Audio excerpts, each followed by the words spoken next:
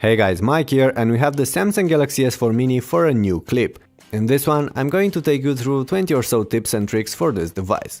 You may know some of them, while others may be new to you, but all will come in handy if you're planning on getting the S4 Mini. So let's jump to it. The first tips will show you how to speed up the smartphone. For starters, you'll notice that there's a small lag when pressing the home button, and that's because by default, double tapping that home button will launch S-Voice.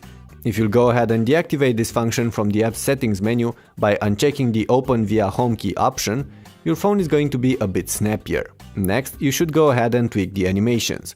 For that, you need to activate the developer options first, which are a hidden menu on the S4 Mini.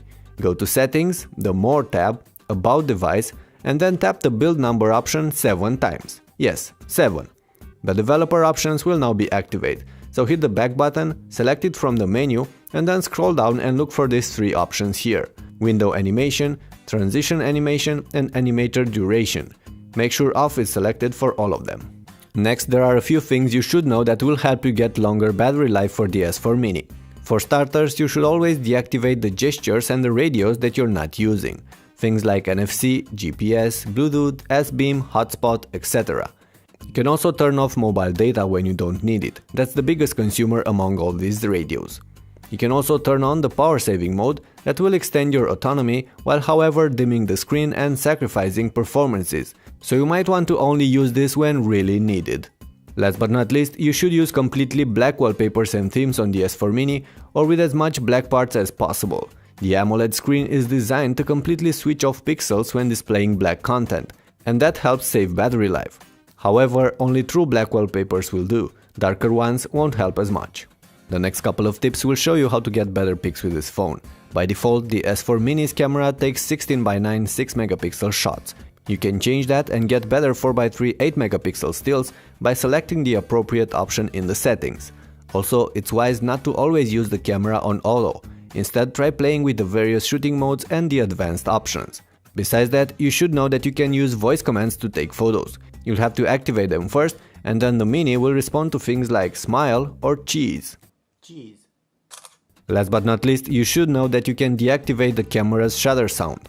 On some versions of this phone, you'll have the option for that under the camera's advanced settings.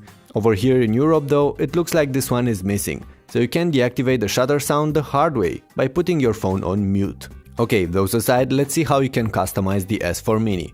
First, the home screens. You can easily swipe between them or use the indicators at the bottom to move from one to another even faster. Then, you can set up a different wallpaper for the home screen and choose from the pre-installed ones or from your own pictures and uploaded images. Besides that, you can change the number of home screens or the default main page by pinching on any of the screens and playing with the options available there, as you can see in this clip.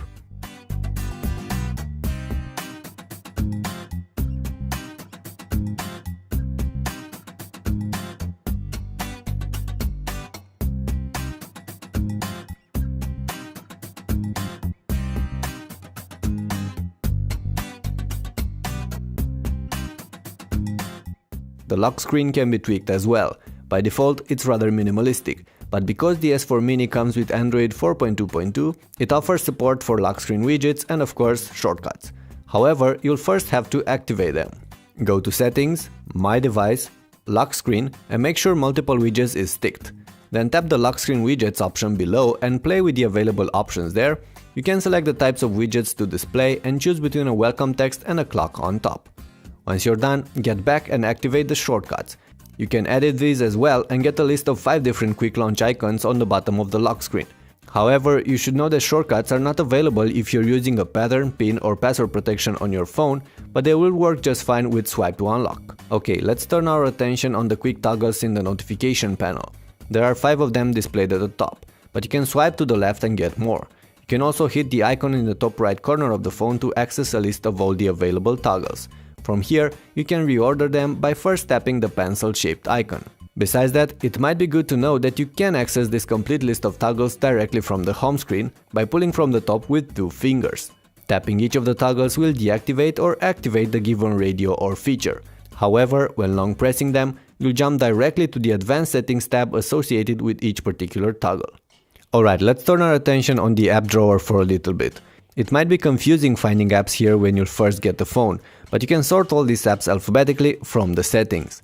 From here you can also easily create folders, uninstall apps and then hide particular apps that will come in handy with those pieces of software that you cannot actually remove, those that came pre-installed with the phone. Okay, we're getting close to the end, but there are still a few cool tricks worth mentioning, so stay with me. First, here's how you can make a screenshot on the S4 Mini. Press the home and power button at the exact same time and keep them pressed for about a second. You'll hear the shutter sound and see a white framing effect on the display when the screen is captured. Then, here's something very interesting. If you're mostly using the S4 Mini on manual screen brightness, you might want to switch on auto when using it outside, in direct sunlight. And that's because the auto mode can make the screen brighter than the manual mode can, but only for limited periods of time, like those instances when you're outside and want to see something on that display.